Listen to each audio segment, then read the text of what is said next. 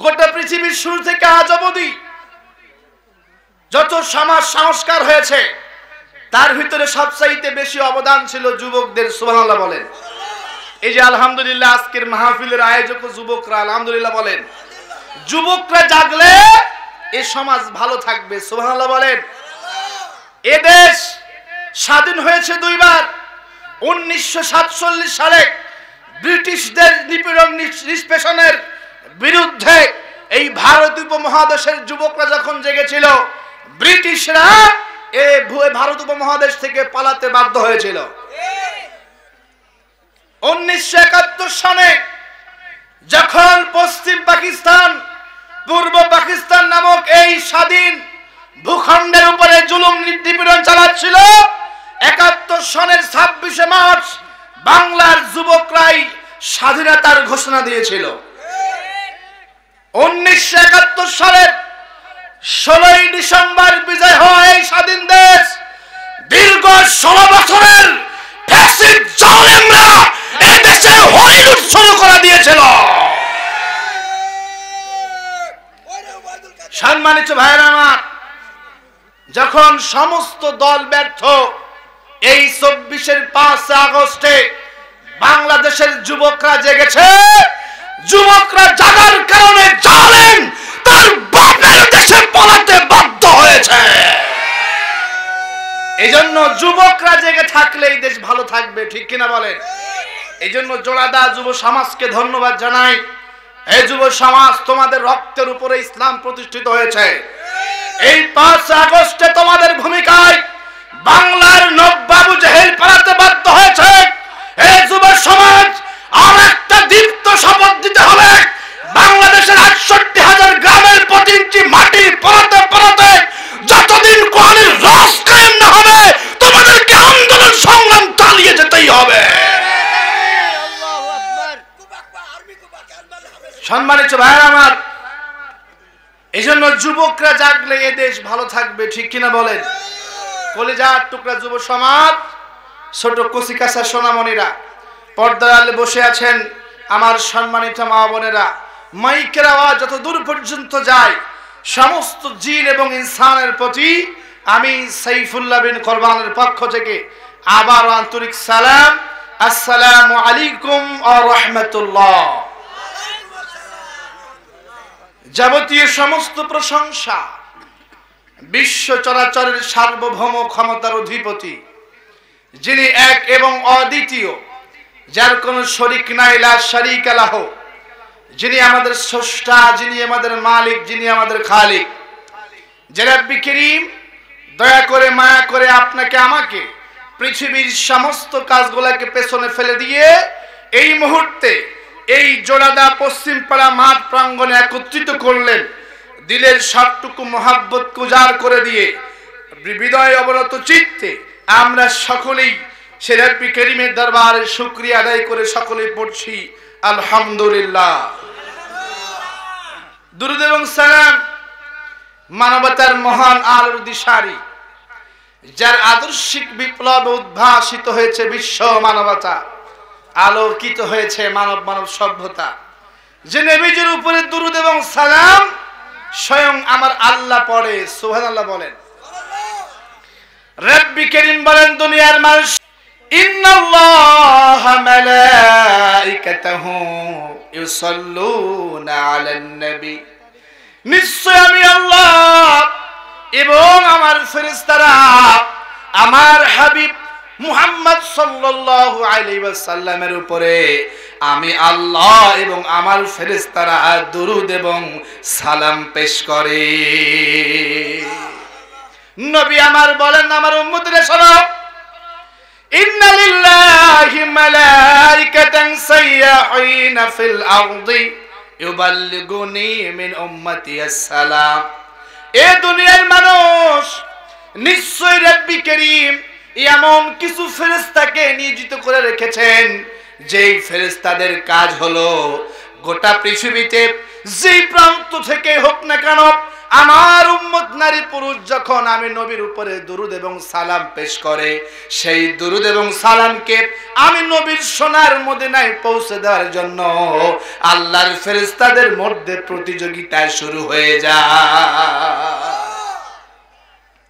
এখানে শেষ নয়, নবী আমার বলেন, এ দুনিয়ার মানুষ ভালো করে শোনো, যারা আমি নবীর উপরে বেশি বেশি উঠতে বসতে চলতে হাঁটতে ফিরতে সব সময় যখন আমি নবীর উপরে দুরূদ এবং সালাম পেশ করে, ইজআলুনি ফি ওয়াসাতাদ দুআ আউয়ালহু ওয়াল আখিরা। সুবহানাল্লাহ বলেন। নবী আমার বলেন, এ দুনিয়ার মানুষ, যদি তোমরা তোমাদের দোয়াগুলারে কবুল করাতে চাও, তোমার মনের অন্তর্কোণে লুকায়িত ব্যথা, তোমার মনে যত চাওয়া পাওয়া আছে, তোমার ছেলে নাই ছেলে দরকার, মেয়ে নাই মেয়ে দরকার, সন্তান নাই সন্তান দরকার, অর্থবিত্ত টাকা পয়সা জনপ্রিয়তা দরকার, দুনিয়ার মানুষেরা, যদি তুমি তোমার এই দুনিয়ার প্রয়োজন মেটাতে চাও, তাহলে শোনো, ইদান তুকফাহাম্মাক, সকাল সন্ধ্যা সব সময় আমি নবীর উপরে দুরূদ পড়ো। সুবহানাল্লাহ বলেন। যদি আমরা আমাদের দুনিয়ার চাওয়া পাওয়া গুলা পূর্ণ করতে চাই, আমার ভাইয়েরা, এই হাদিসের ব্যাখ্যায় মুহাদ্দিসরা বলছেন, যে ব্যক্তি আমার নবীর উপরে দুরূদ পড়ে, সে ব্যক্তির দুনিয়া এবং আখিরাতে যত প্রয়োজন থাকে, আমার আল্লাহ সেই ব্যক্তির সব প্রয়োজন গুলারে মিটাইয়া দেয়। ওয়ায়ুগফারু লাকা যামবুক। এই দুনিয়ার মানুষ শুধু এখানে শেষ নয়, যারা আমি নবীর উপরে দুরূদ পড়ে, দুরূদ ওয়ায়ুগফারু লাকা যামবুক, আল্লাহ রাব্বুল আলামিন দুরূদের বরকতে ওই বান্দা বান্দির জীবনের সব গুনাহ মাফ করে দেয়। নবী আমার বলেন, দুনিয়ার মানুষ, ইজআলুনি ফি ওয়াসাতাদ দুআ আউয়ালহু ওয়াল আখিরা, তোমরা তোমার দোয়ার শুরুতে, দোয়ার মধ্যখানে, দোয়ার শেষে আমি নবীর উপরে দুরূদ রাখো। কেননা বান্দা যখন দোয়া করে, বান্দা এবং আল্লাহর মাঝে একটা পর্দা থাকে, আর যেই দোয়ার মধ্যে আমি নবীর উপরে দুরূদ থাকে, ওই পর্দা সরিয়ে আমার আল্লাহ বান্দা বান্দির সেই দোয়াটারে কবুল মঞ্জুর করে নেয়। নবী আমার কত সুন্দর করে বলেন, এ দুনিয়ার মানুষ, মান সাল্লা আলা মুহাম্মদ সাল্লাল্লাহু আলাইহি ওয়াসাল্লাম ওয়াজাবাত লাহু বিশাফাতি ইয়াউমাল কিয়ামah। সুবহানাল্লাহ। নবী আমার কত চমৎকার করে বলেন, আমার যে উম্মত নারী পুরুষ আমি নবীর উপরে দুরূদ পড়ে, দুরূদ, আমার যে উম্মত নারী পুরুষ আমি নবীর উপরে দুরূদ পড়ে, ওয়াজাবাত লাহু বিশাফাতি ইয়াউমাল কিয়ামah, আমার ওই উম্মতের জন্য কিয়ামতের ময়দানে শাফায়াত করা, সুপারিশ করা, নাজাতের ব্যবস্থা করা আমি নবী মুহাম্মাদের উপরে ওয়াজিব হয়ে যাই। যারা আমি নবীর উপরে দুরূদ পড়ে, দুরূদ, কিয়ামতের ময়দানে ওই সমস্ত ব্যক্তিদের পক্ষে সুপারিশ করা আমি নবীর উপরে ওয়াজিব হয়ে যায়। সুবহানাল্লাহ বলে। অন্য হাদিসে এসেছে, নবীজি বলছেন, লিন্নাজাত মিন আহওয়ালি ইয়াউমাল কিয়ামah, কিয়ামতের ময়দানে আমার উপরে অধিক দুরূদ এবং সালাম পঠিত উম্মতের জন্য আমি নবী সুপারিশ করে মুক্তির ব্যবস্থা করে দেব। সুবহানাল্লাহ। এজন্য আমার ভাইয়েরা, আমরা হাঁটতে চলতে উঠতে বসতে সব সময় দুরূদ এবং সালাম পেশ করব আমাদের নবীর উপরে, ইনশাআল্লাহ বলেন। তো সেই নবীর উপরে দুরূদ এবং সালাম পেশ করছি, সকলেই পড়ছি সাল্লাল্লাহু। প্রিয় উপস্থিতি, আমি আপনাদের খেদমতে আপনাদের জন্য সূরাতুল বানী ইসরাঈল, কোন সূরা? সকলে বলুন। সূরাতুল বানী ইসরাঈলের 23 নম্বর আয়াত কারিমা তেলাওয়াত করেছি। আল্লাহ সুবহানাহু ওয়া তাআলা যদি আমি অধম গুনাহগারকে তৌফিক দেন, এই আয়াতের আলোকে এবং হাদিস নববী থেকে একখানা হাদিস পড়েছি, ওই হাদিস এবং এই পঠিত আয়াতের আলোকে কিছু সময়ের জন্য হলেও আপনাদেরকে কোরআন এবং হাদিসের আলোকে নিয়ে যাব, পড়ছি ইনশাআল্লাহ। সম্মানিত ভাইরা আমার,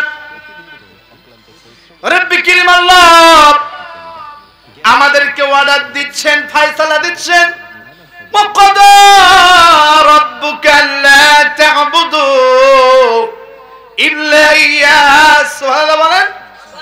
রব্বি কারীম বলেন ওয়াকাদা রাব্বুকা আল্লা তা'বুদু। এই দুনিয়ার মানুষেরা, ওয়াকাদা রাব্বুক, আমি তোমাদের রব। বলেন তো আমাদের রবের নাম কি?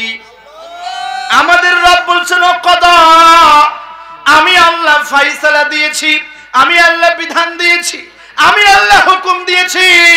কি বিধান, কি ফয়সালা, কি হুকুম? আল্লাহ তা'বুদু ইল্লা ইয়াহু ওয়া বিল ওয়ালিদাইনি ইহসানা। দুইটা হুকুম দিলাম, দুইটা ফয়সালা দিলাম, দুইটা বিধান দিলাম।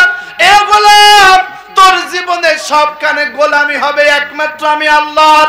আর 2 নাম্বার ফয়সালা, তুমি তোমার পিতামাতার সঙ্গে ভালো ব্যবহার করবা। সুবহানাল্লাহ বলে।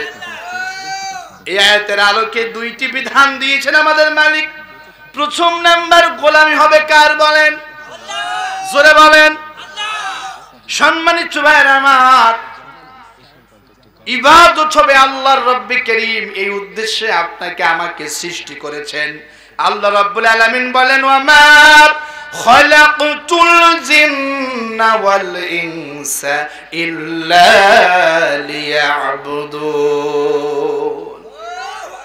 আমি আল্লাহ জিন এবং ইনসান, জিন এবং মানুষকে সৃষ্টি করেছি এই উদ্দেশ্যে, সেটা হলো তারা আমি আল্লাহর ইবাদত করবে। সুবহানাল্লাহ বলে। মানব জাতিকে রব্বি কারীম আল্লাহ সুবহানাহু ওয়া তাআলা সৃষ্টি করেছেন 2টি উদ্দেশ্য নিয়ে। একটি উদ্দেশ্য হলো জীবনের সবখানে ইবাদত কার করব, আর 2 নাম্বার উদ্দেশ্য হলো ইন্নী জাইলুম ফিল আরদি খলিফা। আল্লাহু আকবার। 2 নাম্বার উদ্দেশ্য হলো এই জমিনে আমরা আল্লাহর খলিফা। সুবহানাল্লাহ বলেন। আমাদের 2টা পরিচয়, একটা হলো আমরা কার গোলাম? আল্লাহর গোলাম। যদি কাউকে বলি সে কি রাগ করে? কিন্তু আমি যদি বলি সাইফুল্লাহর গোলাম, রাগ করে কিনা বলেন? রাগ করবে। কিন্তু আমরা এমন এক রব্বি কারীমের গোলাম যে রব্বি কারীমের গোলাম বলতে পেরে এটা আমরা গর্ববোধ করি। সুবহানাল্লাহ বলেন। আমাদের পরিচয় 2টা, একটা হলো আব্দুল্লাহ। প্রথম নাম্বার আমরা আল্লাহর গোলাম, দ্বিতীয় নাম্বার হলো খলিফাতুল্লাহ। আমরা এই জমিনে আল্লাহর খলিফা। সুবহানাল্লাহ বলেন। প্রথম নাম্বার পরিচয় গোলামটা কার, দ্বিতীয় নাম্বার আমরা খলিফা কার। এই 2টা পরিচয় মনে থাকবে তো ইনশাআল্লাহ। তাহলে আমরা হলাম আল্লাহর গোলাম 1, দ্বিতীয় নাম্বার খলিফা কার? নাকি কোন পীর সাহেবের খলিফা? খলিফার তো এখন অভাব নেই। কথা বলেন না কেন? খলিফার তো এখন অভাব নেই। বাংলাদেশে 68,000 গ্রামে প্রায় 68,000-এর উপরে পীরই আছে আমার যা মনে হয়। কথা বলেন না কেন? আজকে এই 2টা বিষয়ে কথা হবে। পরিচয় আমাদের 2টা, একটা হলো আমরা আল্লাহর গোলাম, দ্বিতীয় নাম্বার আমরা কার খলিফা? জবান কার খলিফা? এখন আসুন আল্লাহর গোলাম। আল্লাহ রাব্বুল আলামিন বলছেন, হে দুনিয়ার মানুষ, আফাহাসিবতুম আন্নামা খলাকনাকুম আবাসান ওয়া আন্নাকুম ইলাইনা লা তুরজাউন। আফাহাসিবতুম, তোমরা কি ভেবে নিয়েছো, চিন্তা করেছো? আফাহাসিবতুম, তোমরা কি মনে করেছো? আন্নামা খলাকনাকুম আবাসা, আমি আল্লাহ তাআলা তোমাদেরকে পৃথিবীতে অনর্থক, বেহুদা, অযথা সৃষ্টি করেছি। কে বলছে? আল্লাহ রাব্বুল আলামিন ইন্ট্রোগেটিভ সেন্টেন্স দিয়া বলেন, আফাহাসিবতুম আন্নামা খলাকনাকুম আবাসা। এ দুনিয়ার মানুষ, আমি আল্লাহ কি তোমাদেরকে অযথা, অনর্থক, বেহুদা সৃষ্টি করেছি? শোনো শোনো শোনো, ওয়া আন্নাকুম ইলাইনা লা তুরজাউন, তোমরা কি আমি আল্লাহর কাছে ফিরে আসবে না? বলেন তো কার কাছে ফিরে যাব? ফিরে যেতে হবে। তাহলে আল্লাহ তাআলা পৃথিবীতে আমাদেরকে অযথা, অনর্থক সৃষ্টি করে নাই। প্রথম নাম্বার সৃষ্টি করেছে কার গোলামি করার জন্য? হ্যাঁ, আমরা যার গোলামি গোলামি করি তার নাম মাবুদ। তার নাম কি? মাবুদ। আর আমরা যারা ইবাদত করি আমাদের নাম হলো আবিদ। আমরা কি? আবিদ। আল্লাহ কি? মাবুদ। এই ইবাদত শব্দটি এক বছর, বহু বছরের ইবাদত। ইবাদত শব্দের অর্থ হলো অনুগত হওয়া, আনুগত্য করা, দাসত্ব করা, গোলামি করা। সুবহানাল্লাহ বলেন। ইমাম নববী রাহমাতুল্লাহ আলাইহি ইবাদত সম্পর্কে কত সুন্দর করে বলছেন, আল ইবাদাতু হিয়া তাআতু মা'আল খুদু। ইবাদত হলো চরম বিনয়ের সাথে আল্লাহর আনুগত্য করা। সুবহানাল্লাহ বলেন। আল ইবাদাতু হিয়া তাআতু মা'আল খুদু। ইমাম নববী রাহমাতুল্লাহ আলাইহি বলছেন চরম বিনয়, চরম বিনয়ের সাথে কার আনুগত্য করা? এমন বিনয় যে বিনয়ে বিন্দু মাত্র কোনো ঘাটতি নাই। সুবহানাল্লাহ বলেন। শাইখুল ইসলাম ইমাম তাইমিয়া রাহমাতুল্লাহ আলাইহি ইবাদত সম্পর্কে বলছেন, আল ইবাদাতু হিয়া তাআতু মা'আল, তিনি বলছেন লিকুল্লি মা ইউহিব্বুহু আল্লাহু ওয়া ইয়ারদাহুল আকওয়ালি ওয়াল আমালি ওয়াল বাতিনাতি ওয়াল যাহিরা। সুবহানাল্লাহ। শাইখুল ইসলাম বলছেন ইবাদত হলো লিকুল্লি মা ইউহিব্বুহু আল্লাহু ওয়া ইয়ারদাহুল আকওয়ালি ওয়াল আমালি ওয়াল বাতিনাতি ওয়াল যাহিরা। মানুষের প্রকাশ্য এবং অপ্রকাশ্য সমস্ত কথা এবং কাজ। সুবহানাল্লাহ বলেন। মানুষের প্রকাশ্য এবং অপ্রকাশ্য সমস্ত কথা এবং কাজ আল্লাহর খুশির জন্য হওয়া, এটাকে বলা হয় ইবাদত। সুবহানাল্লাহ বলেন।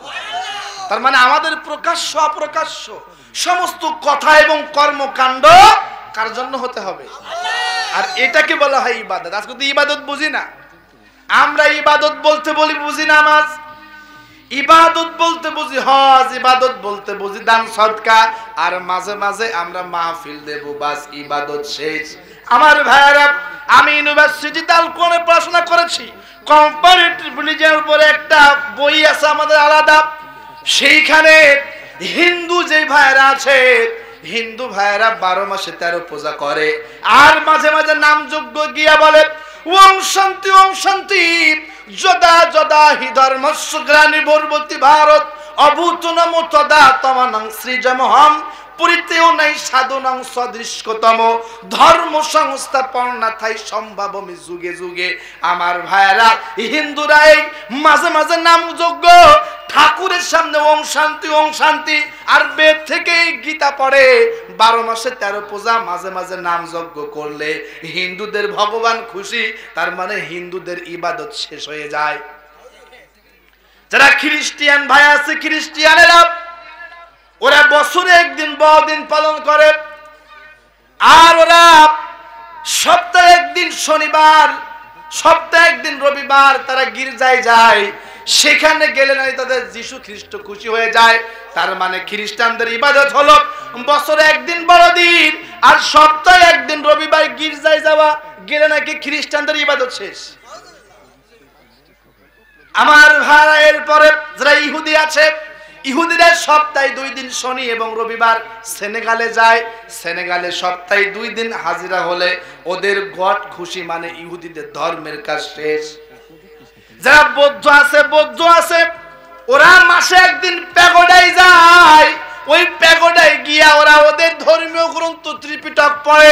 ওই ত্রিপিটক পড়লে নাকি ওদের গৌতম বুদ্ধ খুশি হয়ে যায়। তার মানে ভালো করে বোঝেন, হিন্দুরা 12 মাসে 13 পূজা করলে ইবাদত শেষ হয়ে যায়। খ্রিস্টানরা বছরে একদিন বড়দিন আর সপ্তাহে একদিন রবিবার গির্জায় গেলে ইবাদত শেষ হয়ে যায়। আর যারা ইহুদি আছে সপ্তাহে 2 দিন শনি রবিবার সেনেগালে গেলে ইবাদত শেষ হয়ে যায়। বৌদ্ধরা সপ্তাহে একদিন প্যাগোডায় যায়, বাস ইবাদত শেষ হয়ে যায়।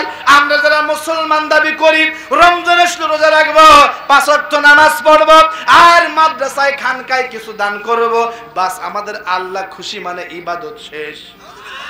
শেষ না? আমাদের ইবাদত কোন পর্যন্ত? ওয়াবুদ রাব্বাকা হাত্তা ইয়াতিয়াকাল ইয়াকিন। সুবহানাল্লাহ। আমরা বললাম মালিক, আমাদের ইবাদত কোন সময় বলে দেন। আল্লাহ বলেন সূরা হিজরের 6 নম্বর আয়াতে আল্লাহ বলেন ওয়াবুদু রাব্বাক, ও নবী আমার আমি আপনার রব, আপনাকে হুকুম দিচ্ছি ওয়াবুদু রাব্বাক, আপনি আপনার রবের গোলামি করেন, ইবাদত করেন, দাসত্ব করেন, আপনি আপনার রবের ইবাদত করেন হাত্তা ইয়াতিয়াকাল ইয়াকিন, যতক্ষণ পর্যন্ত মালাকুল মউত আপনার শাহরাত গৃহস্থিত ধমনীর কাছে না আসবে। ও নবী, তার মানে আপনার জন্ম থেকে মৃত্যু পর্যন্ত প্রতি সেকেন্ড, প্রতি মিনিট, প্রতি ঘন্টা, প্রতিদিন, প্রতি সপ্তাহ, প্রতি মাস, প্রতি বছর নবী আমার আপনার জীবনের প্রত্যেকটা সেকেন্ড আমি আল্লাহর ইবাদত হওয়া লাগবে। এ মুসলমান, ইবাদত মানে তুমি শুধু বোঝো ওই নামাজ পড়লাম তোমার আল্লাহ খুশি, রোজা রাখলাম তোমার আল্লাহ খুশি, না না না। ও মুসলমান, তোমার রবের ইবাদত, তোমার মালিকের ইবাদত প্রতিটা সেকেন্ড, তোমার রবের ইবাদত প্রতিটা সেকেন্ড। এক সেকেন্ড তুমি তোমার মালিকের ইবাদত থেকে, এক সেকেন্ড তুমি তোমার মালিকের গোলামি থেকে, এক সেকেন্ড তুমি তোমার মালিকের আনুগত্য থেকে সরতে পারবা না। আইন কার? কথা বুঝছেন তো? তাহলে আমাদের ইবাদত জন্ম থেকে মৃত্যু পর্যন্ত। সুবহানাল্লাহ বলেন। এখন আত্মসমালোচনার বিষয়, আমাদের ইবাদত কি জন্ম থেকে মৃত্যু পর্যন্ত হচ্ছে কিনা? সম্মানিত ভাইরা আমার, কথাটা একটু গভীর মনোযোগ দিয়ে শুনবেন। আল্লাহ রাব্বুল আলামিন এই পৃথিবীতে যত নবী এবং রাসূল পাঠিয়েছেন, সমস্ত নবী রাসূলকে দুইটা কথা বলেছেন। আল্লাহ বলেন ওয়ালাকাদ বা'আসনা ফি কুল্লি উম্মাতির রাসূলান আন ইবুদুল্লাহা ওয়াজতানিবুত তাগুত। ওয়ালাকাদ বা'আসনা ফি কুল্লি উম্মাতির রাসূলা, ওয়ালাকাদ বা'আসনা ফি কুল্লি উম্মাহ, আমি আল্লাহ অবশ্যই প্রত্যেক জাতির কাছে পাঠিয়েছি একজন করে রাসূল। আমি আল্লাহ প্রত্যেক জাতির কাছে পাঠিয়েছি, প্রত্যেক জাতির কাছে পাঠিয়েছি একটি করে রাসূল। সুবহানাল্লাহ বলেন। সেই রাসূলদের দাওয়াত ছিল আনি ইবুদুল্লাহ, শাইতান ইন্নাহু লাকুম আদুউম মুবিন। আলাম আহাদ ইলাইকুম ইয়া বনি আদম, হে আদম সন্তান, আমি আল্লাহ তোমাদেরকে নির্দেশ দিচ্ছি। সুবহানাল্লাহ বলেন। কি নির্দেশ দিচ্ছি? আল্লাহ তা'বুদুশ শাইতান, শয়তানের ইবাদত করবা না। কে বলছেন? আমার ভাইরা, তাহলে ভালো করে বুঝেন, তাগুত হলো চারটা। প্রথম নাম্বার হলো শয়তান, আর আল্লাহ বলছে খবরদার শয়তানের গোলামি করবা না, শয়তানের ইবাদত করবা না। ইবাদত হলো দুই প্রকার। কয় প্রকার? একটা হলো ইবাদাতিল্লাহ আর একটা হলো ইবাদাতিশ শায়াতিন। কি বলেন তো? তাগুত হলো দুই প্রকার, ইবাদত হলো দুই প্রকার। একটা হলো ইবাদাতিল্লাহ আর একটা হলো ইবাদাতিশ শায়াতিন। ইবাদাতিল্লাহ মানে আল্লাহর ইবাদত, আর ইবাদাতিশ শায়াতিন মানে শয়তানের ইবাদত। কার? আব্দুল্লাহ ইবনে মাসউদ রাদিয়াল্লাহু তাআলা আনহু তিনি বলছেন, আমরা বসে আছি, নবীজি আমাদের সামনে আসলেন হুজরা থেকে, আমাদেরকে সবাইকে ডাক দিলেন। নবীজি বলেন, ও সাহাবীরা, তোমরা সবাই একত্রিত হয়ে যাও। আব্দুল্লাহ ইবনে মাসউদ রাদিয়াল্লাহু তাআলা আনহু বলেন, আমরা সবাই একত্রিত হয়ে গেলাম। নবীজির হাতে একটা লাঠি ছিল, লাঠি দিয়ে আমার নবী সোজা একটা দাগ আঁকলেন। দাগ বুঝুন তো? একটা দাগ আঁকলেন। দাগ আঁকার পরে আমার নবী বলেন, হাদা সিরাতাল মুস্তাকিম, এইটা হলো আল্লাহর ইবাদতের রাস্তা, এইটা হলো সহজ সরল রাস্তা। সুবহানাল্লাহ বলেন। নবীজি আমার ওই সোজা দাগের ডানে বামে আরো অসংখ্য কিছু দাগ টানলেন। দাগ টানার পরে নবীজি বলেন, এই দাগগুলা হলো শয়তানের দাগ, অর্থাৎ আল্লাহর ইবাদত, আল্লাহর গোলামি, আল্লাহর আনুগত্য, আল্লাহর দাসত্ব রাস্তা, ইহদিনাস সিরাতাল মুস্তাকিমের রাস্তা, এই রাস্তার আঁকে বাঁকে শয়তান বিভিন্ন রাস্তা খুলে নিয়ে বসে আছে। নবীজি আমার বলেন, ইউনাদুনা ইয়া আব্দুল্লাহ হাদাত তরিক। শয়তান ওই রাস্তায় বসে থেকে আল্লাহর বান্দাদেরকে ডাকে, ও আল্লাহর বান্দা, ও আল্লাহর বান্দা, এদিকে আসো, এদিকে আসো, এটাই সঠিক রাস্তা, এটাই সঠিক রাস্তা। নবী আমার বলেন, শয়তানের আহ্বানে ওই রাস্তা দিয়ে যে যাবে সে আল্লাহর গোলামের শৃঙ্খল থেকে নিজেকে খুলে নিল, সে আল্লাহর অনুগত্য থেকে নিজেকে বের করে নিল।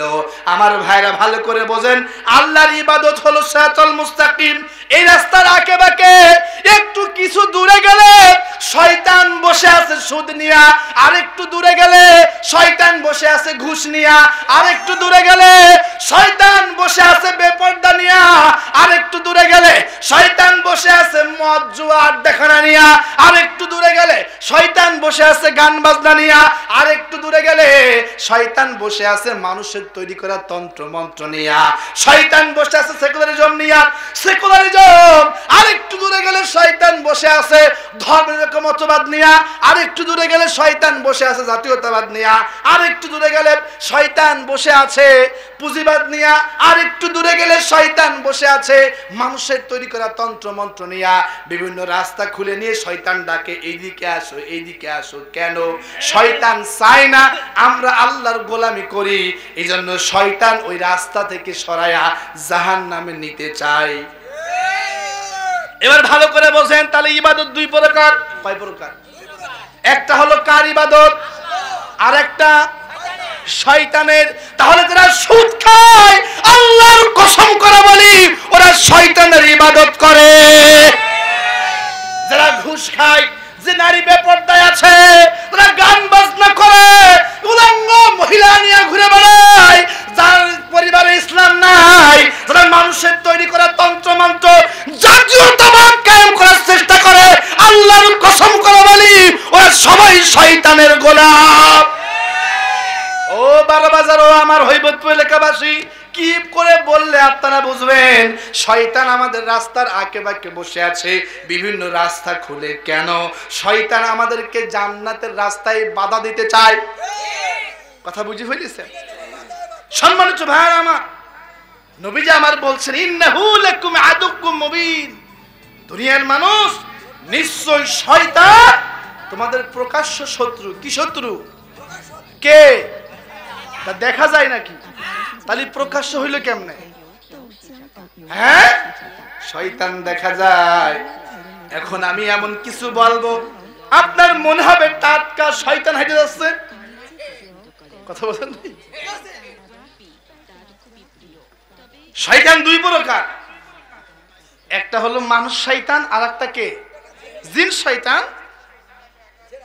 গোটা কোরআনে শয়তানকে আল্লাহ 6 নামে সম্বন্ধ করেছে। ওইদিকে যাব না, সময় নেই। আমাদের আলোচ্য বিষয় ইবাদত। এই ইবাদত বুঝাতে গিয়ে আমরা শয়তানের উপরে আসছি। তাহলে আমাদের প্রকাশ্য শত্রুর নাম কি? জোরে বলুন। শয়তান। শয়তানের কাজ কি? আমাদেরকে পথভ্রষ্ট করা। কি করা? পথভ্রষ্ট করা। আমার ভাইরা, তাহলে আল মাজমুআ তাওহীদ গ্রন্থের ভিতরে আব্দুল ওয়াহাব রাহমাতুল্লাহ আলাইহি তিনি বলছেন তাগুত হলো 4টা। প্রথম নাম্বার তাগুত হলো শয়তান। কে? তো শয়তানের রাস্তায় চলা যাবে? তাহলে তাগুত হলো শয়তান, শয়তানের রাস্তা হলো সুদ, শয়তানের রাস্তা হলো ঘুষ, শয়তানের রাস্তা হলো বেপরদা, শয়তানের রাস্তা হলো মানুষের তৈরি করা তন্ত্রমন্ত্র। তার মানে আল্লাহ বলছে, তাহলে শয়তানের রাস্তা ছেড়ে দিয়ে আল্লাহর রাস্তা ধরো, ইনশাআল্লাহ বলেন। 2 নাম্বার তাগুত হলো ওই বিচারক, যে বিচারক হাকিম হলো, বিচারক হলো, কিন্তু কোরআন দিয়া বিচার করে না। এই বাংলাদেশে 1971 সাল, আজকে হলো এই 25 সাল, 53 বছর। কত শাসক এলো গেল, কিন্তু বিচারক কখনো কোরআন হাতে নিয়ে কি বিচার করেছে? তাহলে এই সব বিচারক হলো তাগুত। কি? তাহলে যে বিচারক কোরআন দিয়া বিচার করে না, ও বিচারক কি? যে বিচার কার্যে কোরআন নাই, ওটা হলো অন্যায়। যেখানে কোরআন নাই সেখানে অবিচার জুলুম থাকে। যদি কোরআন থাকতো, আমাদের রাহবার নিজামী সাহেব